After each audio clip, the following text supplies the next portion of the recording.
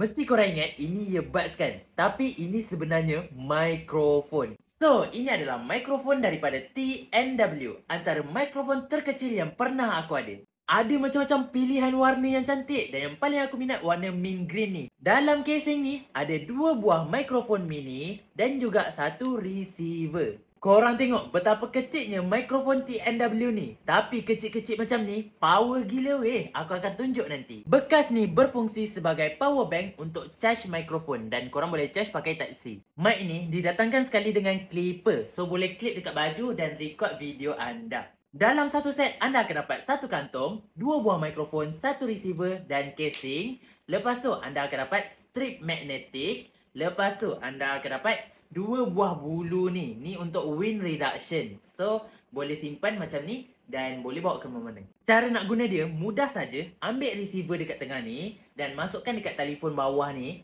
Ambil mic dan connectkan sahaja. Dah boleh record gunakan mikrofon ni. Test suara 1, 2, 3. Test suara. Inilah kualiti audio daripada mikrofon sekecil ini. Okey, sekarang ni dengan jarak dekat, korang mesti boleh dengar kan? Tapi aku akan makin menjauh. Korang boleh dengar tak suara aku? Apa? Kalau boleh dengar ni memang gempak gila. Okey, ni aku makin jauh. Ini berapa meter dah ni? Tak tahu sampai pokok ni. Korang boleh dengar tak? Weh, kalau boleh dengar memang gempak lah. Korang kena beli lah mikrofon ni. Weh, aku jauh lagi Korang nampak ni kat pokok sawit paling belakang ni. Weh, kalau boleh dengar ni. Apa? Memang aku tabik lah. TNW memang gempak gila korang buat mikrofon ni. Weh, macam mana korang buat ni? Weh, sumpah gempak gila. Sebagai content creator, aku suka gila mic ni sebab dia kecil, boleh masuk poket, boleh bawa ke mana-mana. Ada wind reduction, ada noise reduction, memang power gila. Nanti kalau korang teringin nak beli, aku dah sediakan siap-siap dekat beg kuning.